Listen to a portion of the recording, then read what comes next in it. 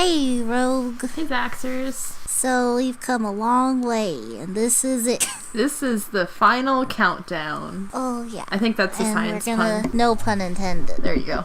Okay. So, in this video, we're going to be talking about the science in Invisible Sister. And science is in heavy quotes. Yeah. I mean, but maybe it shouldn't be, because I think you don't need to go to... But you don't need to go to high school if you just watch Invisible Sister. Okay, that's fair. Because it teaches you what you need to know, I think. Okay, anyway, so, alright, let's start with her Dexter's lab setup. We are very sciencey. Okay. Yes, we are clearly an authority on everything this movie got wrong. And like, so she has this whole setup. Oh, also another important supply that every lab needs, a butterfly net. Oh, yes. Well, that could have just been in her shed, but still, I still don't understand. Like, that's not a household item, unless your parents are scientists, I guess. Oh, yeah, remember we Wikipedia'd that, and apparently they're storm chasers. Yeah, you don't need a butterfly net. You can't catch a storm with a butterfly net.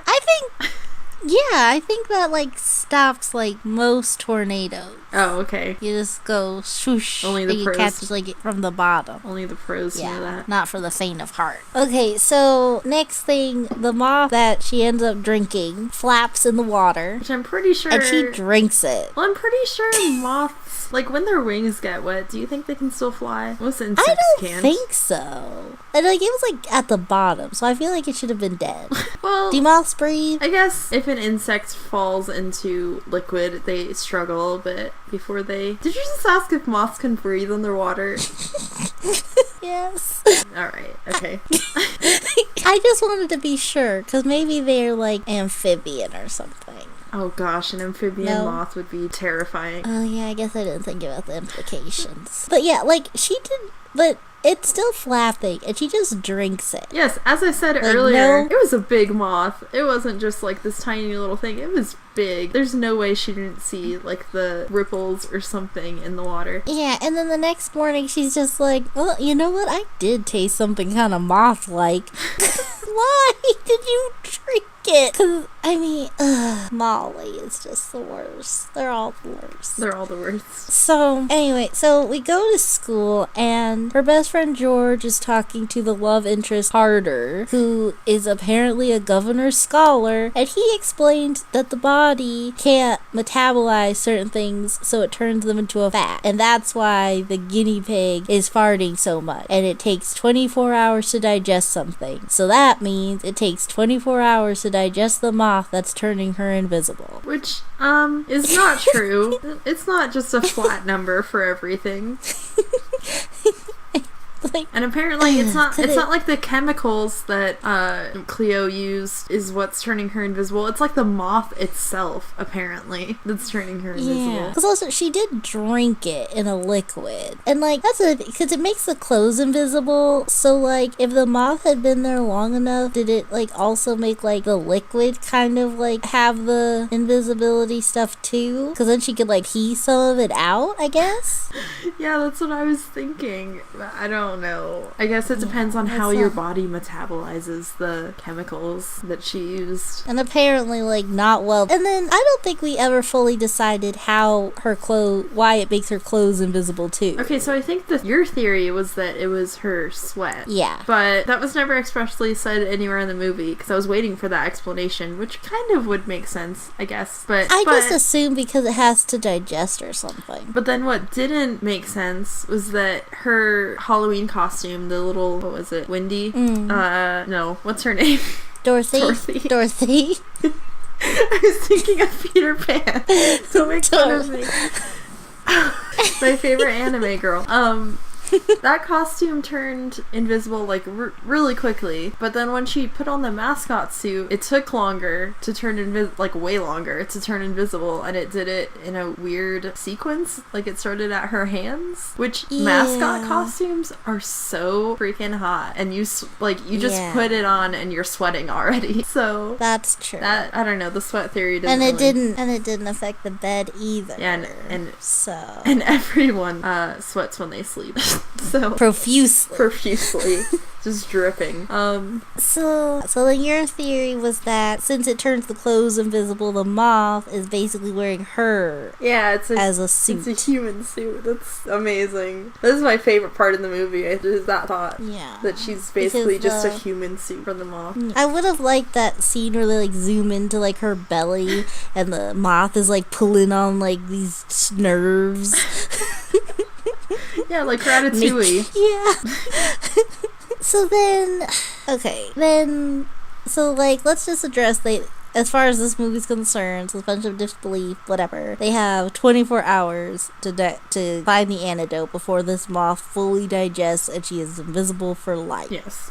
Oh, you know what we didn't consider? What is that? Actually, never mind. Wait, I want to know now. I was gonna say, because it's turning into a fat and she has to digest it, maybe she like farts and that's why they turn invisible. But then I thought that was dumb, so I was gonna retract it. But girls don't do that, so yeah, it's impossible. That's true too. Which is why I retract. Alright. Okay, so they got countdown is on. They got 24 hours. So to do this, first of all, they have to steal a telescope because her lab doesn't have that. Yes, they steal a telescope from school, which I'm sure if they had like talked to the science teacher, they would have been allowed to check out her project. Yeah, especially since her project was due Monday and if she needed a telescope, you can't like be like, no. Yeah. He was such a weird teacher. They also had to recreate the experiment perfectly, which required a mop. For some reason. Like, how do you recreate the experiment? Didn't she just like haphazardly spill chemicals She everywhere? just kept spilling stuff and hope for something to happen, which I don't think you could do. Yeah. Because like, even if you did like a splash of each chemical like in order until something happened, like... It's not going to be exactly the same, because it wasn't even technically an experiment, it was an accident. Yeah. And you can't recreate randomness. I don't even know why she had those like chemicals just there. What do they have to do with a spectrometer? I don't know. Right? I have no idea. But also, we saw it worked on humans, moths, and clothes. So I'm pretty sure they could have just tried to turn anything invisible, and it would have been easier. Yeah, I'm just very confused why they had to get a moth. It had to do with the fact that its wings flap in water. It was the mixing agent. Hold on. Oh yeah. Didn't the moth fall into liquid twice then? Because it fell into the chemicals and then escaped, or she dropped it or whatever, and then fell into water. Like, how is it not dead? Yeah. Or at least the real star of the movie. Yeah, I paid more attention to the moth than any of the actual characters, so... You remember the moth's name at least. Moth, yeah. Before we go back to their, like, science shenanigans, can we just take a moment to talk about this 10th grade science class and their final project, which is turning vegetables into batteries and making volcanoes with baking soda and vinegar. And feeding a guinea pig ice cream, which didn't actually seem to have any hypothesis, which is a big part of science fair projects. Yeah, because like that's like the scientific method. You make your hypothesis and then you test it out and then you That's one thing I don't think that movies do real well with science fair project or as part of the plot is a lot of the times it's just like, it's either I've invented something, which okay, that's not really like a science fair project, but okay, or I'm gonna do this and let's see what happens. Like there's no you can't get away with that in science classes. Where's the scientific method? One thing that they missed that like every other movie includes, they also didn't have those presentation poster boards, like the trifold ones. Where they're all in like the gym or the auditorium or whatever, and they're set up with their dumb little tables and trifold boards. you can't. Yeah, it's not science until you have like your glittered, bedazzled poster board up. Yeah, and there's like headers that say scientific method and hypothesis, procedure. I wasn't fooled. They're fake news. Another thing too, though, is like it was a weird science class, because usually when you get like in middle school, you take English, math, science. That's fine. It's just like a generic, like all-encompassing science class. But usually by high school, it's like you're taking biology. Well, you're taking chemistry. Yeah, and I mean, like you're taking more specific science classes. In middle school, like I just remember 6 and 8 for biology and chemistry. So maybe we can assume it was chemistry. Vegetable batteries, that's chemical reactions, I guess. And then baking soda and vinegar. The guinea pig thing turned out to be a chemical reaction. I guess because that seemed more like biology to me. Yeah. And then he gave her she didn't get to choose her science fair project because she didn't care enough. So he gave her the task of identifying a chemical. So maybe we can just assume it was chemistry. Maybe, yeah. I wonder if, like, the principal or whatever would be mad. Like, why do you have only one student that turned in a real science project? Why didn't you put any effort into one other student? Yeah, he probably didn't even notice. Yeah, I guess. So they only care about the lacrosse team anyway. Yeah. Usually in science classes, you have, like, your teacher has to approve your project before you even start. Like, you have to, like, submit it. Yeah, so he's letting, like, poor kids do vegetable batteries. Yeah, and, like, he already knew that they were doing it, so why did he know that Cleo was doing it till that day? Because he said, I got 4 other kids doing the same thing. Yeah, how did it go to 3 days out from the due date and he didn't know what she was doing yet? Yeah. Huh. He's just a really weird, disorganized teacher. Okay, well, anyway, so now let's talk about the magic of ginger fizz. It all comes down to moths and ginger fizz. No pun intended. Because, yeah, so they have 24 hours. So even though she definitely drank it before midnight. So she already... Yes, she drank it before midnight because when she laid down and closed her eyes, that's when the clock switched over. I noticed it because it was, I mean, obviously because it focused on the clock. But I noticed that I was like, oh, so she drank that before midnight. And again, it's a moth, so it's digested. It's done. Like, whatever. But fine. So then she also lags because she's like, no, he needs to see how special you are. And it's like, you got like 5 witnesses here. They will collaborate this story. Can you just like be a person that we can see again? And no. He already knows how special she is, as proven by several other instances. Because he gave 2 speeches about how he knows she can thrive and flourish. The same speech to the same person. And so then she drinks it, and then it's like, hey, it should have worked. And then, like, because love interest Connor's like, hey, your calculations were conservative. You just called him Connor.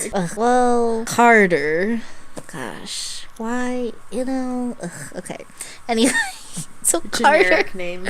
Yeah, just insert C-er name. Yeah, so he's like, your methods were conservative. It should have worked. And then you're like, something's missing. Wait, ginger fizz. You were nervous the night before a game. I was like, I'm glad they gave us that little speech like 40 minutes before so we could remember that out of nowhere. I know, and it's that they even mentioned, because they showed it in the beginning when she drinks it, which I assumed it was Alka-Seltzer.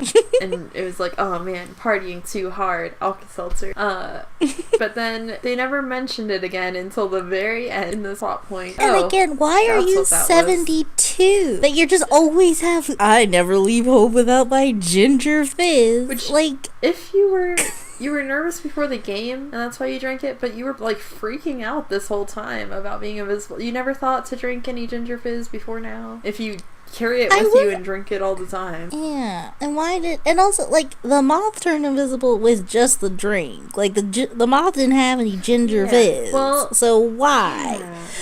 Well, maybe because it wouldn't be strong enough for a human without ginger fizz. Maybe because they were reverse engineering it. It needed that to make it. I have no idea. This science does not line up with anything. Yeah. Well, all in all, they didn't explain that right. They were just like, we have to recreate the experiment. Just recreating something that doesn't magically give you an antidote. This would be like, we have to recreate cancer cells so we can find a cure for cancer. Also, they put it through some weird scanner thing. Oh, yeah. If you remember. And then they were like, oh wow, I can't understand this. This is too advanced for me. Oh right. Oh my god. Kyler. Yeah. Kyler is a governor scholar. We could just ask him for help. So, again, what is up with this weirdly advanced equipment that you have, but you don't have a telescope? Which is probably my biggest problem with the whole movie. That they don't have a telescope? They should. I just can't believe... If she's such a science geek that she's speaking at convention, she needs a telescope. I just can't believe that the best idea they could come up with for stealing it was to have the person that would be the most conspicuous, ironically, because she's invisible, take it out of the classroom. Like, it would be less conspicuous for someone to just hold it behind their back, or just, put it in their backpack, than a floating telescope. And then she hides behind the wall. Yeah, which, that's cool. The janitor didn't see you, but what about, it's not just an empty ghost town school. There's other people there. Yeah, it wasn't even during a passing period or anything. There were people in the locker, but everyone's too caught up in their own world. They weren't like, oh hey, look, we're the school, the telescope is haunted now. Yay. Nothing. Alright, well, I guess that about covers all the science in Invisible Sister. Yeah, and science. Yeah. It's been kind of a wild ride, but all in all, I still think Cleo's the worst. Yeah, no pun intended. Yeah, so, yeah, alright, well, I guess that concludes this chapter in our DCOM adventures. Yeah, we're kind of friends and we kind of liked this movie.